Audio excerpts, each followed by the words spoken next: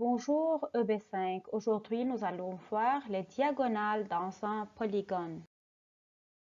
Tout d'abord, on va voir la définition d'une diagonale dans un polygone. Si on a un polygone ABCDE, la diagonale, c'est le segment qui relie deux sommets non consécutifs. Par exemple, A et C, A et D, B et E, B et D, etc.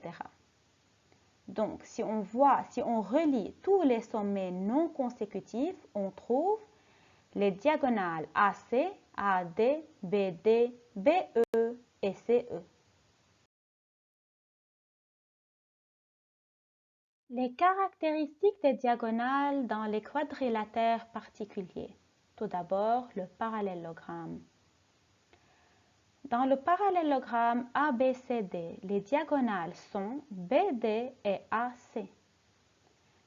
Elles se coupent en un point I. Ce point I est le milieu de BD et le milieu de AC. Donc, ID égale IB, IA égale IC. Dans un parallélogramme, les diagonales se coupent en leur milieu. Deuxièmement, dans un rectangle. Le rectangle est un parallélogramme particulier. Il a 4 angles droits.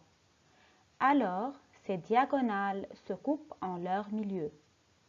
Mais de plus, on a AC égale BD. Par suite, les diagonales dans un rectangle sont isométriques et se coupent en leur milieu.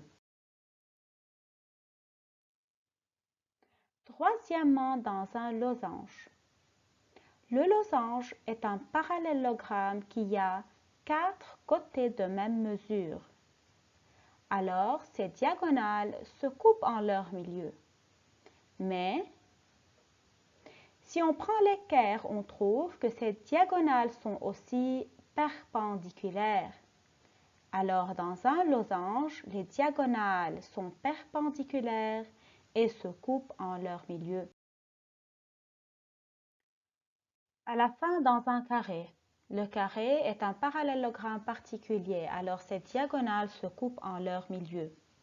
Et de plus, il est un losange qui a 4 angles droits, alors ces diagonales sont perpendiculaires.